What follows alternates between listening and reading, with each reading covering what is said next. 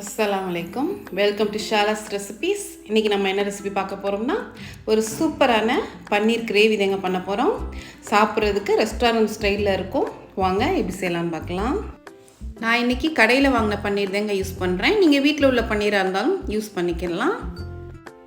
நான் 200 கிராம் பன்னீர் எடுத்திருக்கேன். இப்போ சின்ன சின்ன க்யூப்ஸாக கட் பண்ணிக்கோங்க. உங்களுக்கு எந்த சைஸில் வேணுமோ அந்த சைஸில் நீங்கள் கட் பண்ணிக்கலாம். இப்போ ஒரு பேனில் கொஞ்சம் ஆயில் சேர்த்து நம்ம இந்த பன்னீரை ஃப்ரை பண்ண போகிறோம்.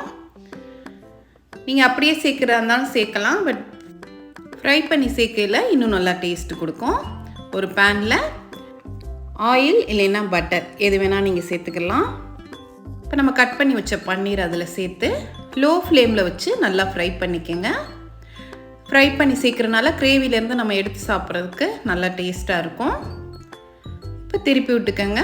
ரொம்ப கரிஞ்சிடாமல் லைட்டாக டோஸ்ட் பண்ணால் போதும்.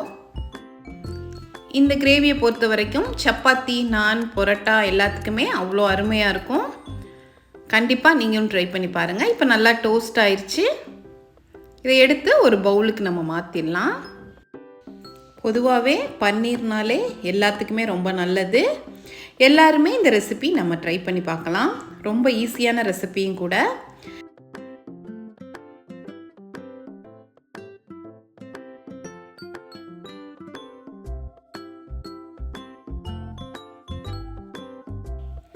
இப்போ ஒரு உரலில் ஒரு துண்டு இஞ்சி, அதுக்கு தக்கன பூடு நீங்கள் சேர்த்துக்கோங்க. காரத்துக்கு தக்கன பச்சை மிளகா, நான் 3 பச்சை மிளகா சேர்த்துருக்கேன். கொஞ்சமாக மல்லித்தலை, நல்லா ஃப்ரெஷ்ஷான மல்லித்தலையாக சேர்த்து நல்லா இடிச்சுக்கோங்க. நீங்கள் மிக்சியில் பிளெண்ட் பண்ணி சேர்க்குறா இருந்தாலும் சேர்த்துக்கலாம். இடித்து சேர்க்குறனால கிரேவி நமக்கு நல்லா வாசமாக இருக்கும்.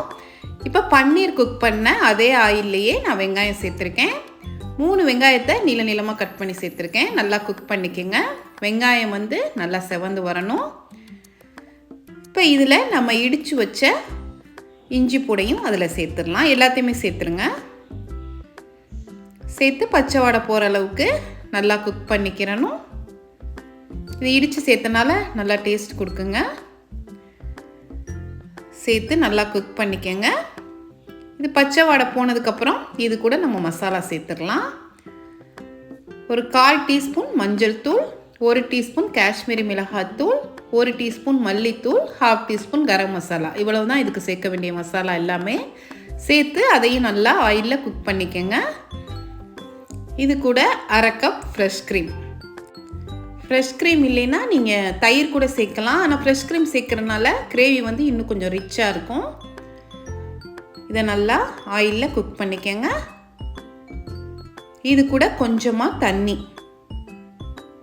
கிரேவி பண்ணுறனால கொஞ்சம் கம்மியாகவே தண்ணி சேர்த்தா போதும். இந்த கிரேவிக்கு தக்கன உப்பு சேர்த்து நல்லா மிக்ஸ் பண்ணிக்கோங்க. ஒரு 2 நிமிஷம் பாயில் ஆகட்டும். நம்ம சேர்த்த ஆயில்னால் மேலே வந்துருச்சு. இப்போ ஃப்ரை பண்ண பன்னீரையும் சேர்த்து நல்லா மிக்ஸ் பண்ணிக்கிறலாம். மறுபடியும் ஒரு 2 நிமிஷம் மூடி வச்சுருவோம். இதுக்கு மேலே கொஞ்சமாக ஃப்ரெஷ்ஷாக உள்ள கொரியாண்டர் தூவி நம்ம இறக்கிடலாம். நல்லா கமகமான்னு இருக்குங்க. கண்டிப்பாக நீங்களும் ட்ரை பண்ணி பாருங்கள். நான் இன்றைக்கி பரோட்டாவோட சர்வ் பண்ண போகிறேன். ஹோட்டலில் சாப்பிட்ட மாதிரியே நல்ல ரிச்சான டேஸ்ட் இருந்தது. கண்டிப்பாக நீங்களும் ட்ரை பண்ணி பாருங்கள். இந்த ரெசிபி உங்களுக்கு பிடிச்சிருந்துச்சுன்னா லைக் பண்ணுங்கள், ஷேர் பண்ணுங்கள், சப்ஸ்கிரைப் பண்ணுங்கள். இன்ஷா அல்லாஹ் நெக்ஸ்ட் வீடியோவில் பார்ப்போம். தேங்க்ஸ் ஃபார் வாட்சிங். பாய்.